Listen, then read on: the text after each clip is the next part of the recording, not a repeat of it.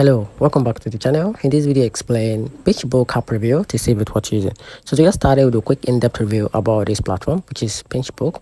So to get started, PITCHBOOK is a mobile app built for VC, PE, M&A, and a financial professional, offering on-the-go access to deep data on companies, deals, fund performance, and key professionals.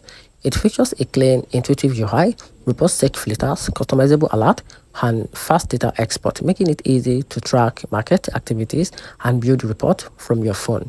But it has a downside. The app's powerful data comes with a steep price tag, reversed for large firms, and some users says part of the information, especially for smaller companies, can be out of date or incomplete.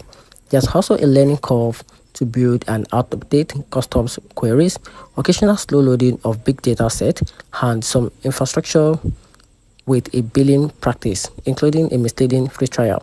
So while PITCHBOOK brings a powerful insight from your fingertips, it may feel pricey, complex, and sometimes imperfect for smaller teams or casual users.